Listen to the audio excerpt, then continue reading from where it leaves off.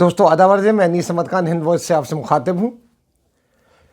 France अपनी जो Islamic दुश्मनी के कारण पूरे विश्व में मशहूर है और ख़ास तौर पे जो वहाँ के मैक्रोन प्रेसिडेंट हैं वो किसी न किसी वजह आए दिन कोई ना कोई ऐसा वहाँ पे सैंक्शन लगा देते मुसलमानों के ऊपर कि ये नहीं करना, ये नहीं करना, ये नहीं करना। पहले उन्होंने मस्जिदों पे लगाया था, अभी कुछ दिनों से वो खामोशी चल रही थी, लेकिन अभी चंद दिन पहले ही उन्होंने पेरिस से कुछ 150 किलोमीटर दूर एक मस्जिद में उसकी तालाबंदी कर दी। इल्ज़ाम लगाया कि जो वहाँ के पेश इमाम हैं वो आतंकवादी गतिविधियों को बढ़ावा देते हैं और ऐसी तकरीरें करते हैं जुमा के रोज़ कि उससे आतंकवाद को बढ़ावा मिलता है, लिहाजा उन्होंने उसमें ताला लगा दिया। पहली बार नहीं हुआ है ऐसा।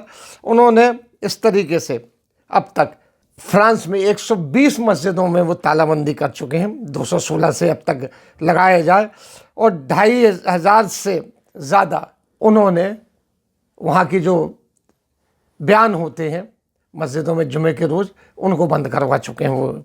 और इसी के साथ तकरीबन 20,000 लोग उन्होंने सिक्योरिटी चेक पे लगा रखे हैं, नहीं उनके पीछे उन्होंने सिक्योरिटी वाले लगा रखे हैं कि कहीं ऐसा तो नहीं कि इस्लामिक गतिविधियों में लिप्त हों।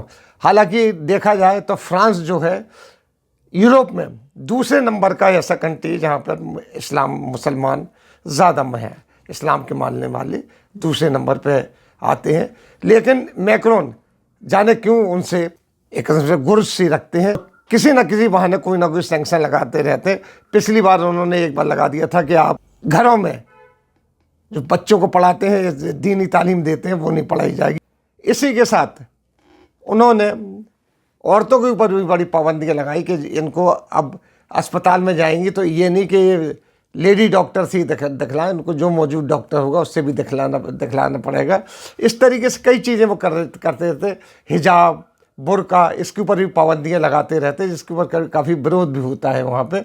और वो जाने क्यों ऐसा करते हैं, हालांकि उनके ऊपर कई जगह से इसका दबाव भी पड़ता है, ख़ास तौर पे टर्की से उनका काफ़ी दबाव पड़ता है, लेकिन वो किसी की नहीं सुनते, अपना लगाते रहते। इसके लिए उनकी जो पार्लियामेंटों में उनको काफ़ी नुकसान भी सहना पड़ता है। लेकिन अब बीच में ये सोचा जा रहा था कि उन्होंने अपनी बातें ख़त्म कर दी, लेकिन अब फिर से एक मस्जिद के ऊपर उनके इस तरीके से तालाबंदी करने के बाद ये बात बिल्कुल आया हो गई, सामने आ गई कि उन्होंने अपनी हरकतों से बाज नहीं आए हैं। हालांकि वो नाटो के मेंबर हैं, सारा कुछ है, उनके ऊपर दबाव भी पड़ता है, लेकिन वो नहीं मानते हैं। अब उन्होंने जो हरकत की, अब जैसा बताया कि बच्चों के ऊपर उन्होंने लगाया, इवन ताबीज़ पहनने के ऊपर भी उन्होंने पाबंदी लगा दी थी। और एक चीज़ें लगाई थी कि जो भी बच्चा होगा वो अपना पूरा बायोडाटा कॉलर पे लिख के उसका लगाया जाएगा कि ये कौन है, कहाँ से, कैसे आ रहा है, क्या कर रहा है।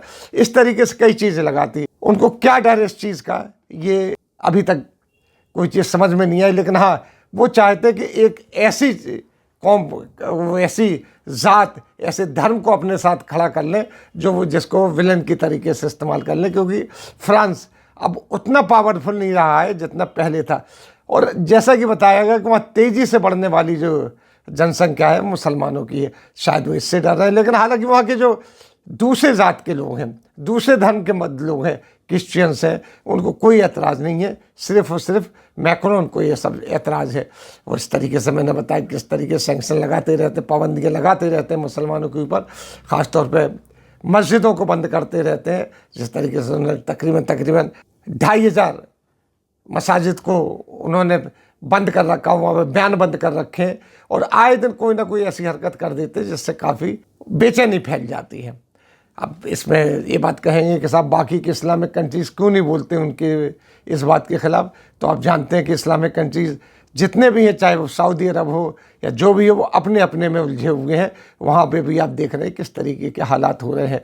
सिर्फ जो बोलने वाले हैं वो है टर्की बोलता है तो उसको ये कह के दबा दिया जाता है कि वहाँ पे तो डिक्टेटरशिप है, फलानी चीज़, तमाम तरह के इल्ज़ाम करके उसकी बात को इग्नोर कर दिया जाता है। इसके बावजूद भी टर्की से वो दोस्ती हाथ बढ़ाने की बात करते हैं, जबकि टर्की भी नाटो का मेंबर है और फ्रांस भी नाटो का मेंबर है। दोनों चीज़ें बराबर की टक्कर है। अब देखना ये है कि बात कहाँ तक जाती है, क्योंकि बीच में सोचा जा रहा था कि उन्होंने जो सैंक्शन लगा रहे हैं, जो पाबंदियां लगा रहे हैं, जो मसाजिद में वो ममनू कर रहे हैं, बंद कर रहे हैं कि वहाँ बयान नहीं होंगे, जुमे के रोज़ खुतबा नहीं होगा, तमाम चीज़ें, तो उसका ये माना जा रहा था कि अब शायद वो नहीं करेंगे। लेकिन अभी हाल में 1 महीने के अंदर एक मस्जिद में तालाबंदी करना, इसी बात के ऊपर इमाम को बाहर निकाल देना और उसको ये बना कर देना कि आप कहीं भी तकरीर नहीं कर सकते, ना आप कोई भाषण दे सकते, ये बहुत बड़ी बात है। इस तरीके से वो क्या चाहते क्या नहीं चाहते, लेकिन हाँ, यह अफसोस ये होता कि इस्लामिक कंट्रीज जो जिनको कहते हैं वो इसके ख़िलाफ़ अभी तक कुछ नहीं बोलते। चंद एक कंट्रीज़ हैं वो बोलते हैं, लेकिन उनकी बात भी दबा दी जाती किसी तरीके से। अब फिर से उन्होंने शुरू कर दिया है। हमारी दुआ ये है कि किसी धर्म के ख़िलाफ़ ऐसा नहीं होना चाहिए। ख़ास तौर पर जो मजहबी आज़ादी, जिस धर्म को मानते उस धर्म को मानने की आज़ादी तो होना चाहिए, लेकिन ये कह के कि वो आतंकवाद की शिक्षा देते हैं उसके बहाने, ये गलत है। अब फिर से शुरू हो गया, लिहाजा बड़ी आई ओपनर चीज़ है ये, इसको नहीं होना चाहिए।